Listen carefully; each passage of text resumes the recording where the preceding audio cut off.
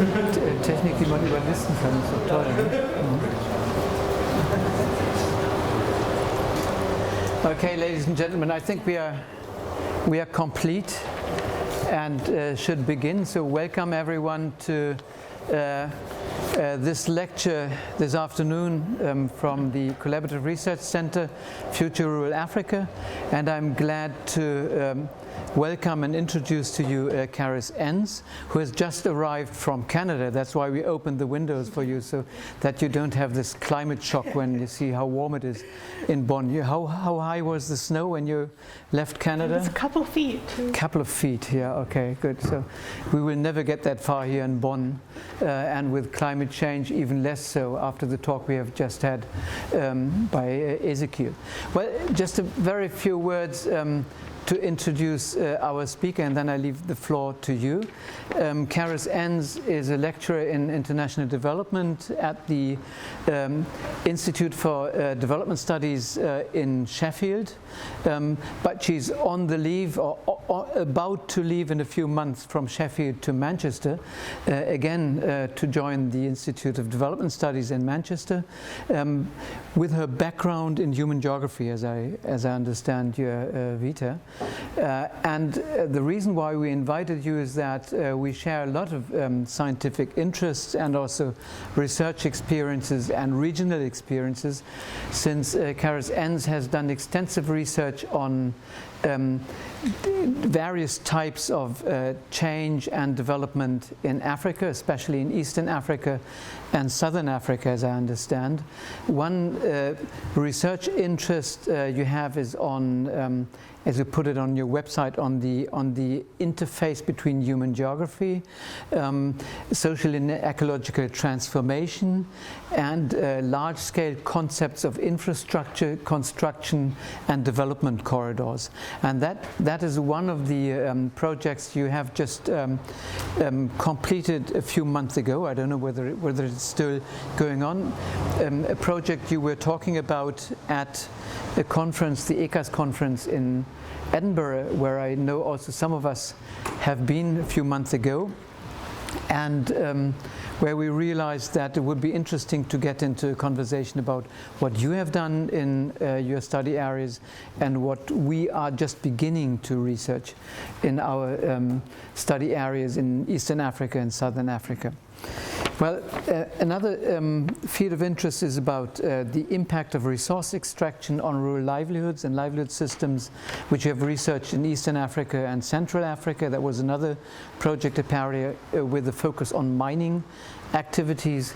Some people in this room are interested in mining and energy production, especially in Kenya. And then you did research on changing landscapes of biodiversity conservation in Kenya.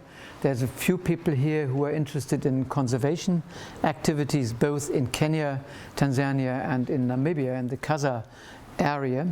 And then this big project about resource corridors and infrastructure-led development, about which you are going to talk today. So, Charis, I'm glad you're here, and you will have as much time as you need. If it's not more than 60 minutes, or let's say 70 minutes, then we'll have about 45 minutes for a discussion. Afterwards, you're all invited to grab a beer and a brezel outside, and then after 30, 40 minutes or so, the ones who would like to join us can just join us to have dinner together at Havana Restaurant on the other side of the street. So, Charis, the floor is yours. Thank you.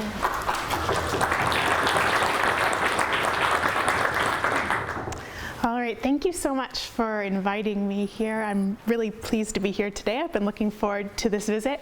Can everyone hear me okay? Yes. Yeah, okay. All right, so I won't do any further introductions. That's been covered. As was said, my name's Charis Enns. My plan is to speak for about 45 minutes probably, and then leave lots of time for question and discussion.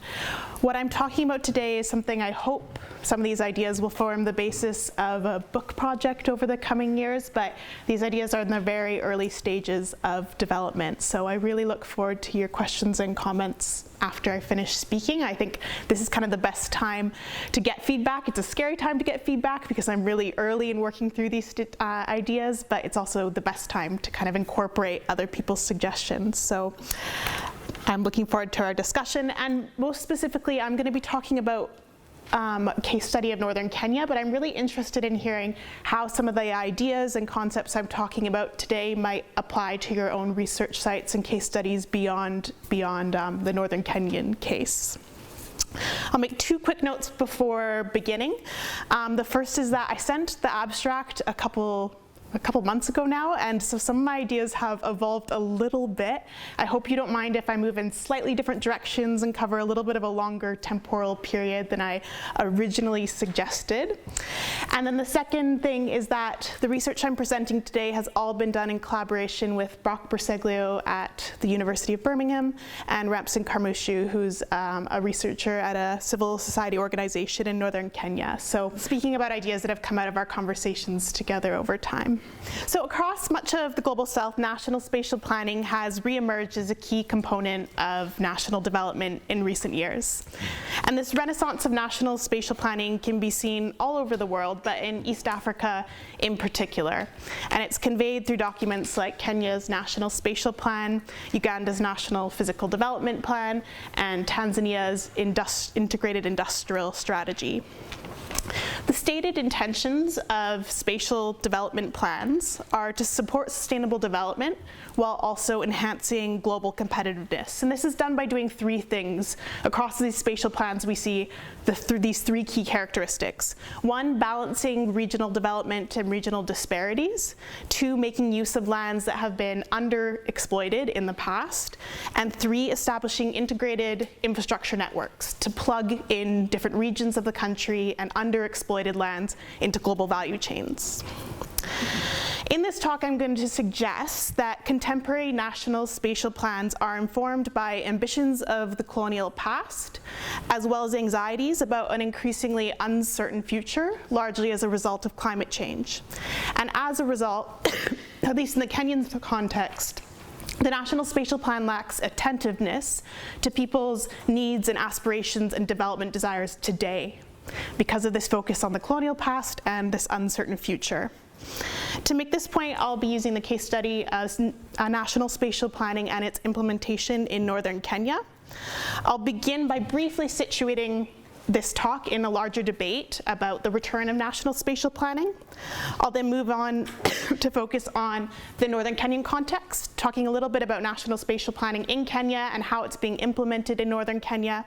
And I'll finish by zooming back out to talk about what this means for rural futures in the Kenyan context, and also to raise some questions about what this might mean for rural futures elsewhere and kind of the applicability of some of the ideas I'm raising here beyond the Kenyan case. So we are currently witnessing the reemergence of national spatial planning across the Global South. And national spatial planning has been actively promoted by major development organizations like the World Bank and UN Habitat. These organizations have framed national spatial planning as a solution to many of the development challenges that we currently face. National governments have readily bought into this, and so have private actors, as well as different types of development actors, as national spatial planning really offering something new, a new approach to doing development. From Southeast Asia to South America to Sub-Saharan Africa, there's a growing consensus around the importance of national spatial planning, and more guidance is emerging to help countries devise their national spatial plans and then integrate their national spatial plans. As my colleagues Seth Schindler and Miguel Kanai have recently argued, the goal of contemporary national spatial planning is to produce territories that can be easily plugged in to global value chains. National spatial plans aim to get the territory right in order to attract foreign investment, foster industrial upgrading, and export-oriented growth. With this goal in mind of getting the territory right, national spatial plans are designed to integrate resource frontiers and industrial hubs into the global economy via large-scale trans-boundary infrastructure projects. And these national spatial plans are brought to fruition through innovative funding arrangements between different actors, public and private, and key actors include those like the Asian Infrastructure Investment Bank and the China Development Bank. And that image, I don't know if you can see it well, but it comes from Africa oil, but it's a really good representation of what national spatial planning is all about. It's about connecting the resource frontier and the industrial hub via large-scale infrastructure to the port. And it erases everything that kind of lies in between. It's all about the connection to global markets, and all of the intricacies of what lies in this space in between, the everyday, is kind of erased in these types of images that are conveyed through national spatial planning documents. Notably, an emphasis on national spatial planning is not entirely new. Rather, there was a strong consensus around national spatial planning in the immediate post-independent era. And this consensus around national spatial planning was a focus on addressing regional disparities that had been produced through colonial administrations, often in order to enforce segregation. So immediately in the post-independence era, you'll see in national documents a focus on addressing rural-urban disparities, on getting rid of indigenous reserves in the Kenyan context. So there was a focus nationally on balancing development spatially. However, during the neoliberal era, this focus fell to the wayside. The state withdrew, there was a focus on decentralization, and Schindler and Kanai argue the focus became, instead of getting the territory right during this period, getting the institution right, getting governance right, and then getting the market right. And everyone stopped thinking about the organization of space. However, recently this focus has reemerged, with thinking about the organization of space and connecting space to global markets as being a key way of driving development. And what sets apart the national spatial planning of today from the national spatial planning of the past is that rather than focusing on just incorporating national space through integrated infrastructure networks, there's a focus on incorporating national space into global space. So addressing regional disparities and then plugging these regional disparities into global networks via infrastructure investments. So now turning to the Kenyan context. Kenya's National Spatial Plan provides a framework for guiding Kenya's territorial design and plans for land use over a 30-year period.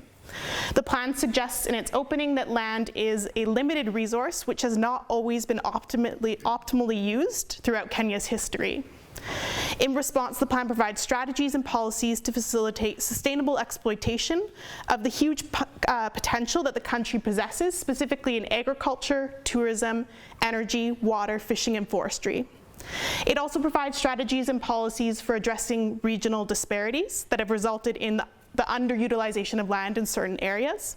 Furthermore, the plan outlines how all regions of the country will be integrated into regional, national, and then supranational value chains, fostering and facilitating economic linkages with neighboring countries, for example, through the EAC and COMESA, and then globally. So in summary, Kenya's National Spatial Plan really embodies these three key characteristics that we see in national spatial plans. That's making use of land that hasn't been made use of in the past, addressing regional disparities, and then plugging all of this land into global networks.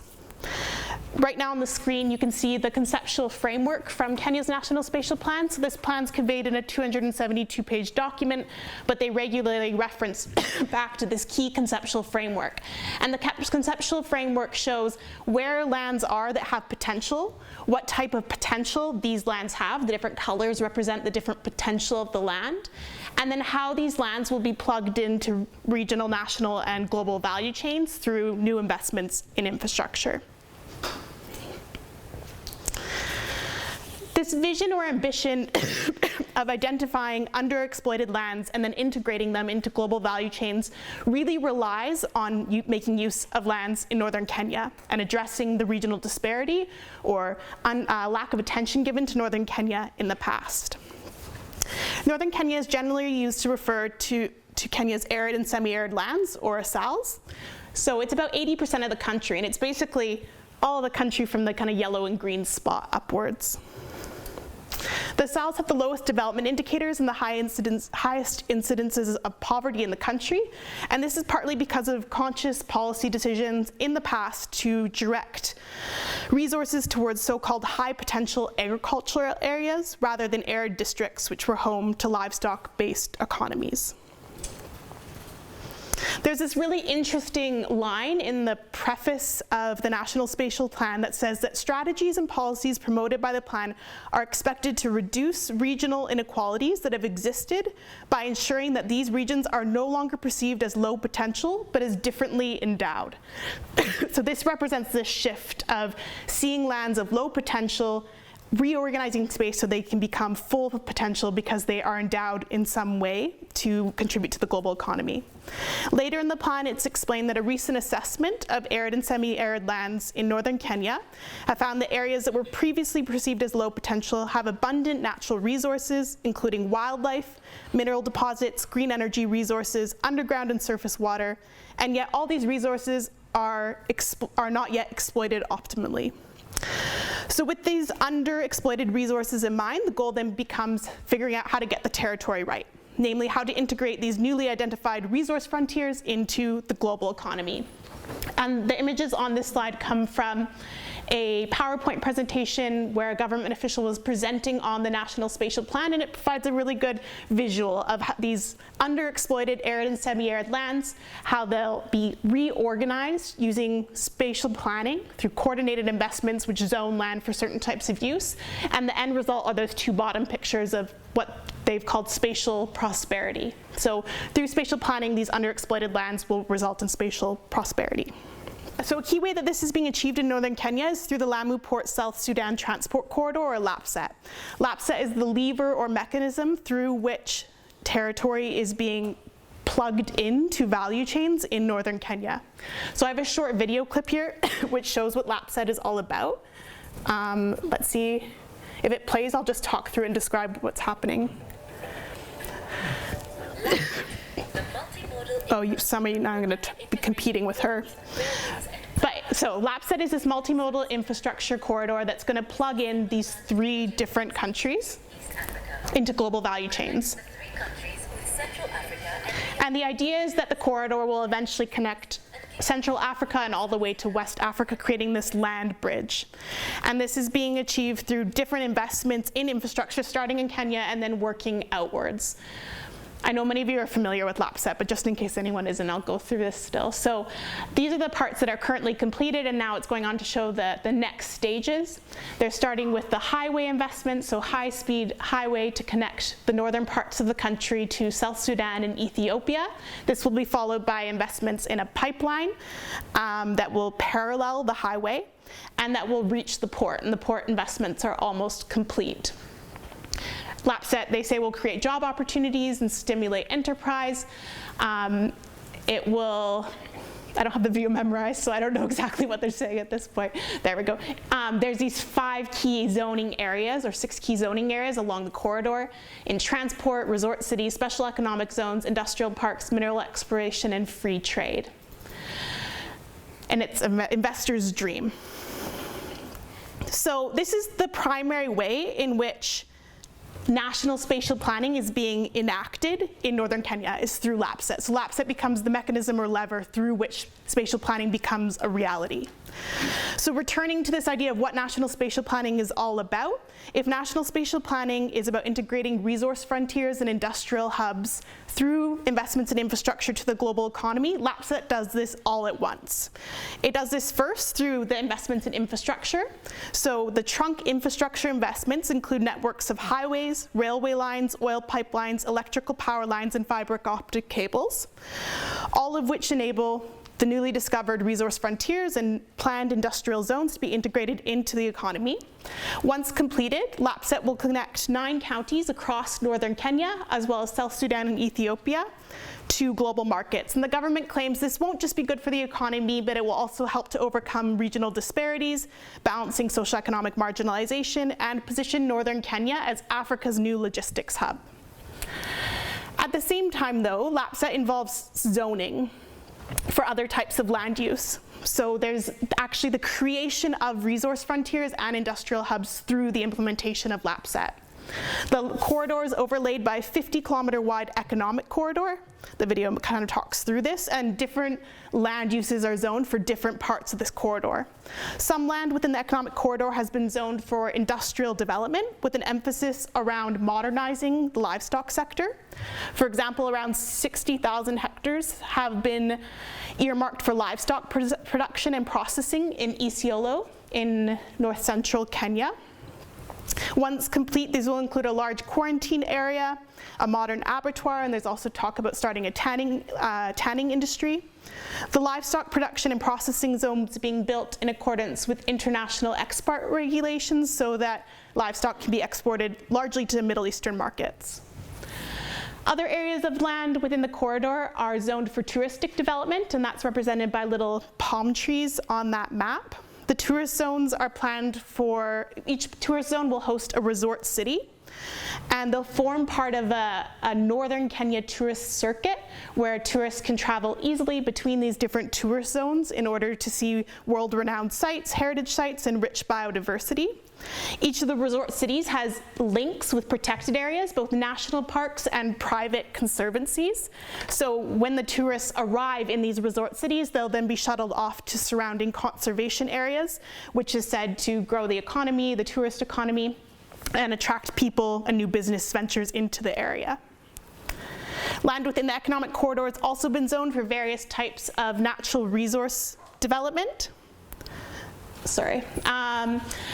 And mineral exploration. So this includes obviously the oil development, as well as, sorry, I've lost my mouse here, as well as mining licenses. So there's been a lot of news recently in northern Kenya about, in the kind of local media, about a growing frankincense and myrrh operation and mining in the region. And then the final land use planned or zoned for northern Kenya is this growth of urban centers. So a number of cities or zones along the corridor have been planned for urban growth and development. And this is another type of zoning that's taking place. So, Kenya's National Spatial Plan and the implementation of this plan through LAPSET has reimagined and reframed northern Kenya as an untapped resource frontier that can be exploited for the good of the country through the reorganization of national space.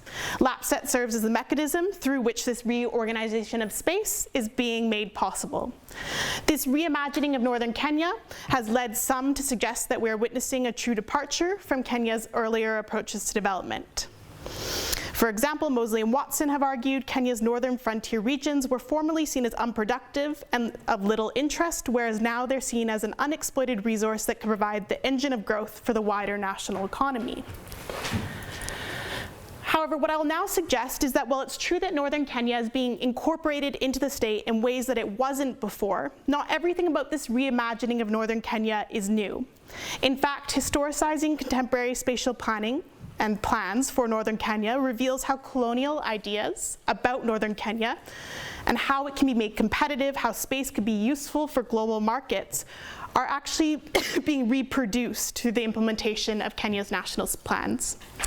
And this is something that I've written about recently with Brock, Bersaglio, and Antipo, but I'll summarize some of our main points here. So it's very much true that under the colonial administration, northern Kenya was often spoken about as if it was a wasteland. In early colonial and early independence writing, you see this type of language, northern Kenya or the Northern Frontier District being talked about as a wasteland.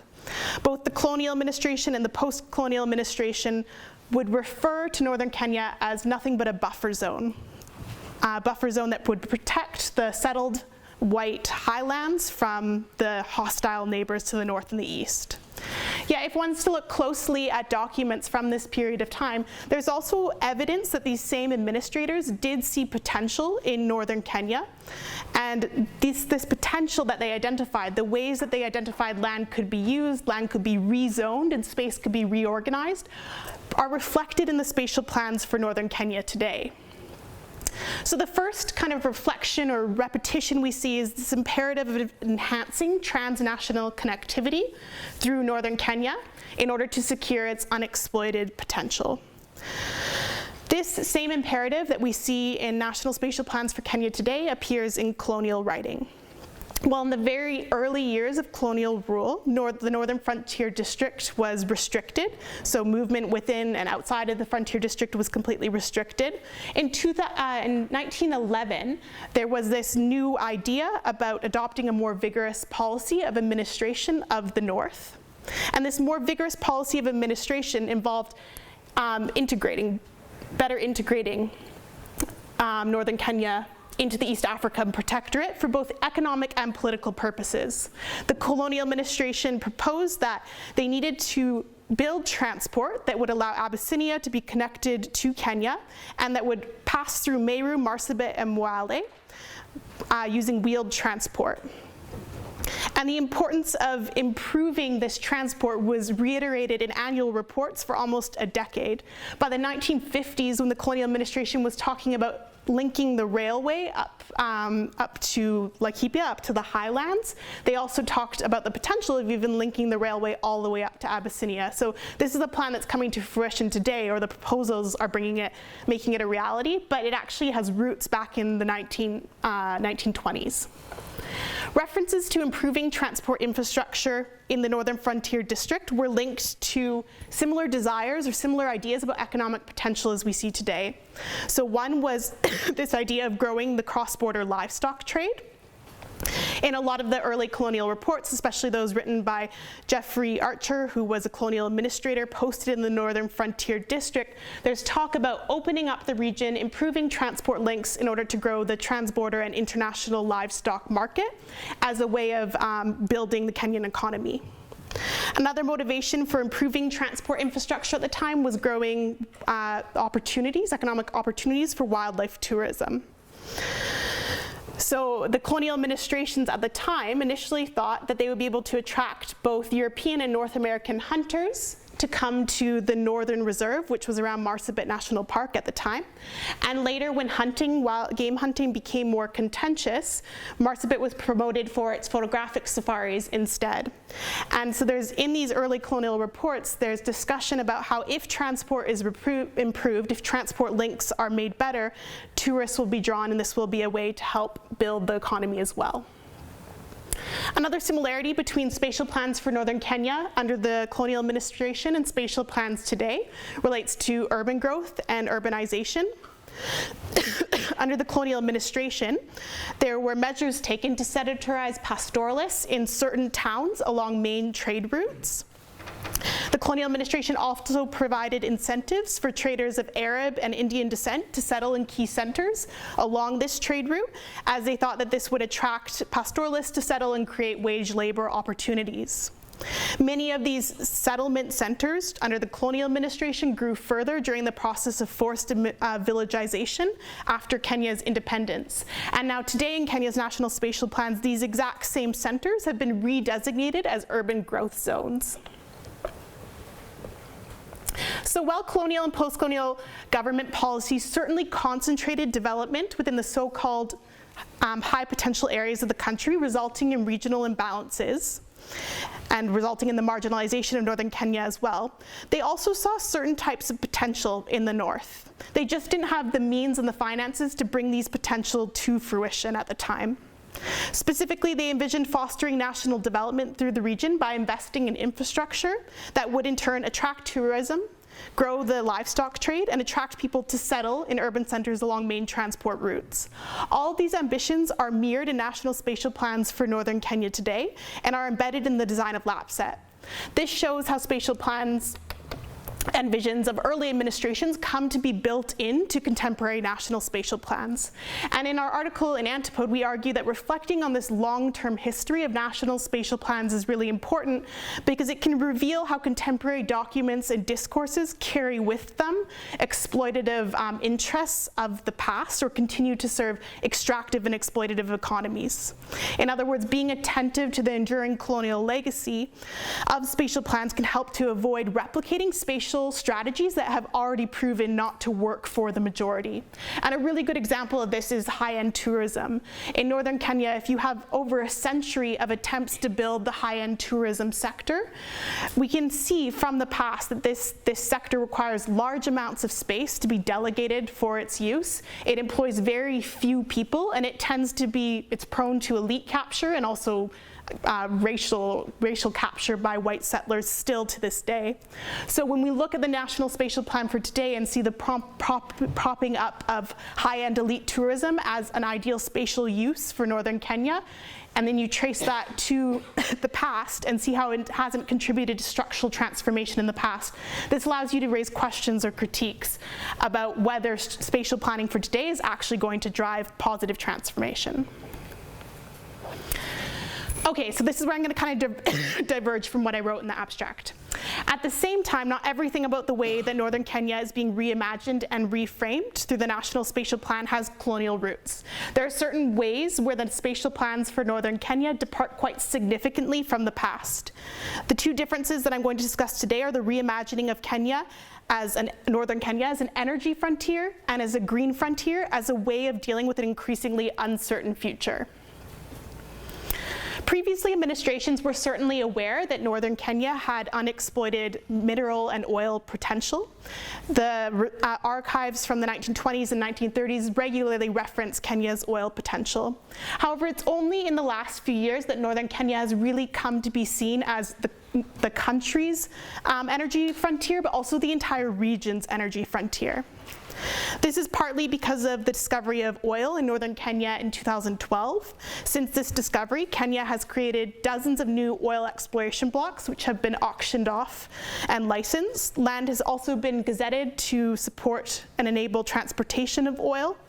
Oil will be transported from the 433-hectare oil production and processing facility in Lamu Port in northern Kenya via an 820-kilometer pipeline. So the oil industry, although not particularly land intensive, is causing a great degree of spatial reorganization of land in Kenya in terms of rezoning of land and thinking about who governs and regulates land where.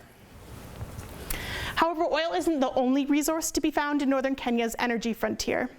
Rather, the region has been found to have abundant potential for all kinds of energy production, including hydroelectric power, wind, geothermal, and solar energy. The nation ranks 9th in the world for geothermal power generating capacity, with recent deals for geothermal exploration and development being made in Turkana and Marsabit. Northern Kenya has also been found to have extremely good annual mean wind speeds, and this has been met by major investments in wind energy, including in the Lake Turkana Wind Power Project, which many of you are probably familiar with. And these investments in geothermal and wind power again require significant amount of land, so there's spatial reorganization going on to make this energy frontier accessible. Furthermore, Kenya receives a considerable amount of solar radiation and thus possesses ample solar power, which hasn't been exploited until very recently.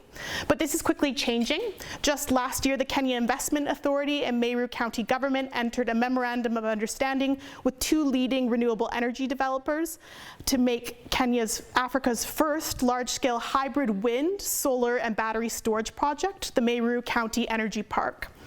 This park will include 40,000 solar panels and 20 wind turbines upon completion. So again, a good degree of land is being reorganized and space is being reorganized in order to make this energy frontier a reality. However, at the same time that northern Kenya is being reorganized as an energy frontier, it's being reorganized as a green frontier. And to me, this is particularly interesting because at the very moment that northern Kenya is becoming less habitable or more difficult to inhabit because of climate change, because of rising temperatures and increasing floods and more likely famines, it's also being represented or reimagined as a solution to climate change. If one's to look at the largest investments in northern Kenya, just in terms of pure space in recent years, these are likely to be investments that are green or climate smart investments, such as investments in biodiversity conservation, dry lands restoration, and carbon offsetting.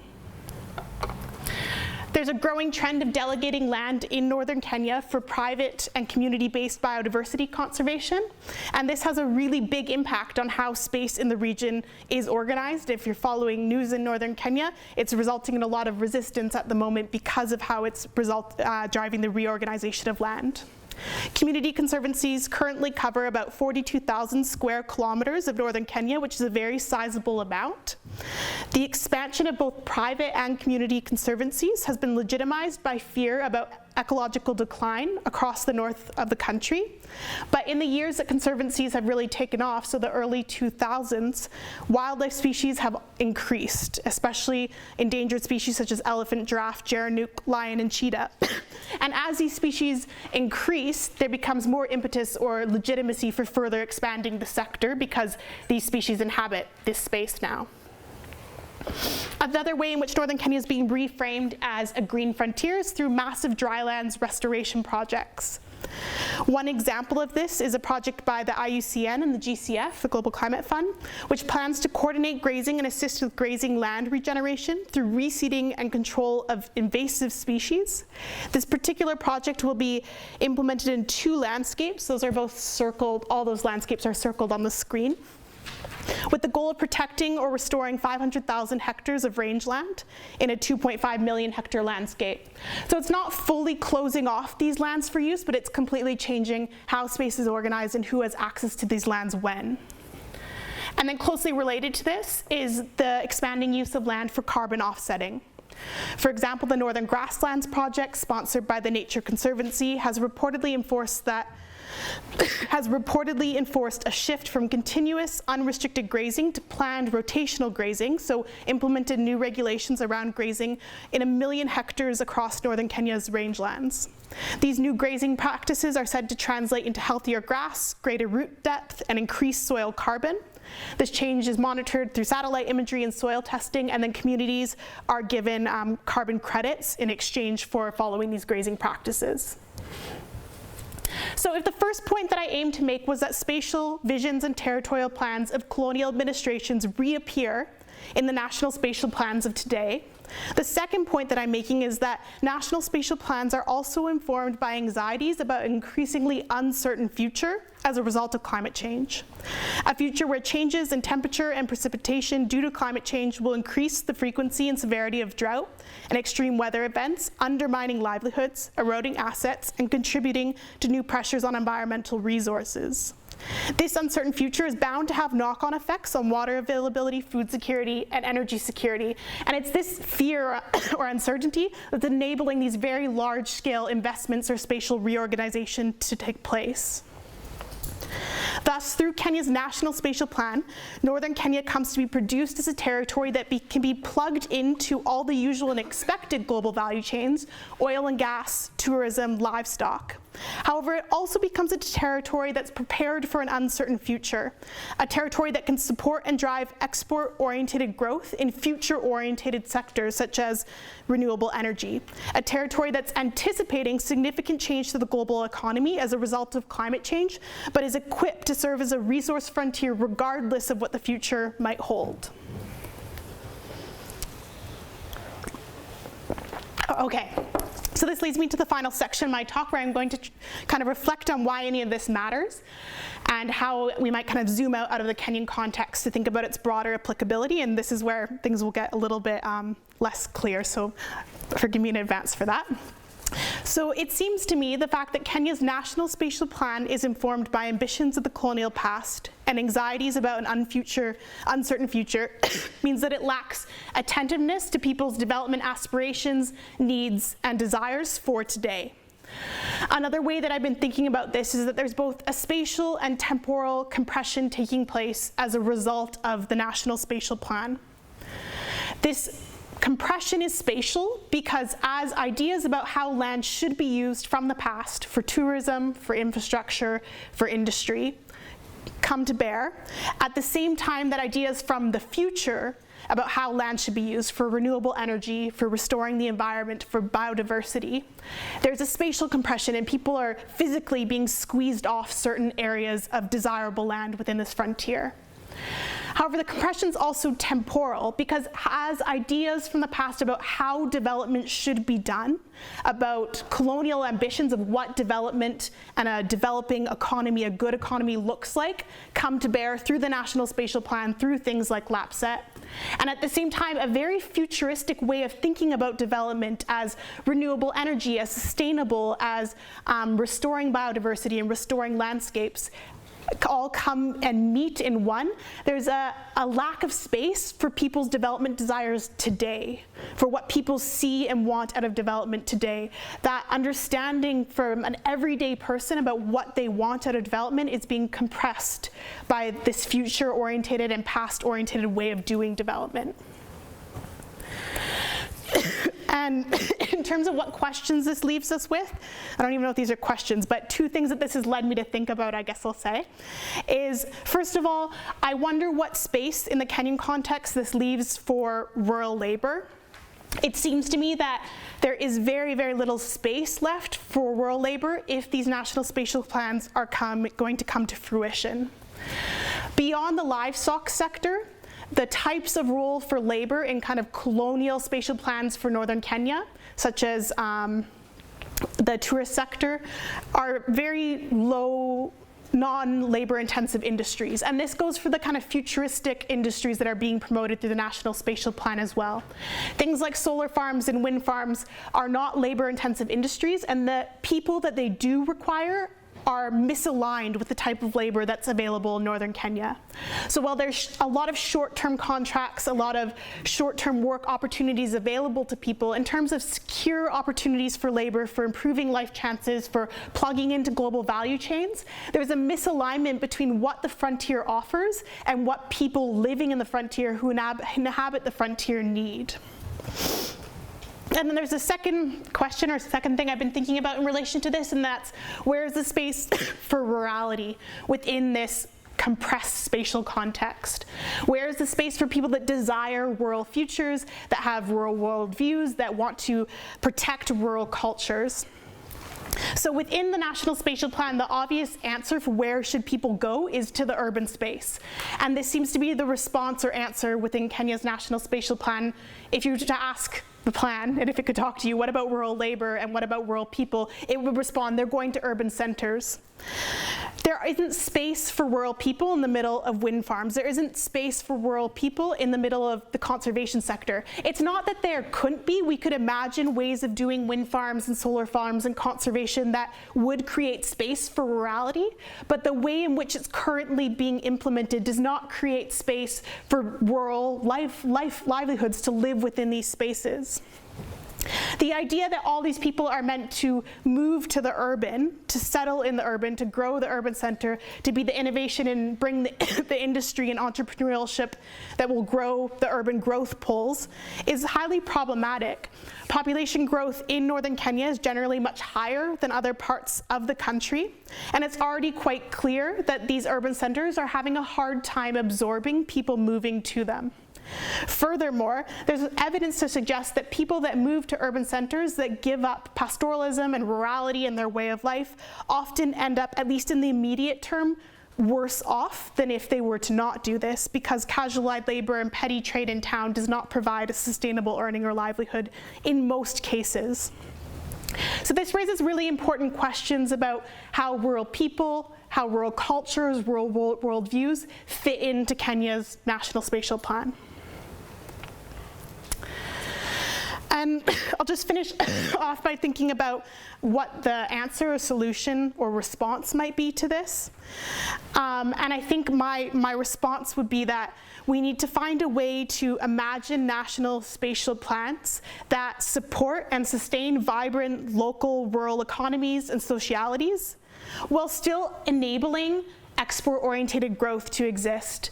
We can't pretend we're not in a world where export-oriented growth, where national spatial plans and connections to global value chains and integrated infrastructure networks don't matter. These things, of course, matter, and they're likely going to happen whether we think they should or not. But in the midst of all this, I think more attention needs to be given to rurality, to rural labor, to people who desire rural lives in the midst of all of this development. And looking at spatial plans from other countries, there is some evidence that other countries might be doing a slightly better job than Kenya is currently doing around this.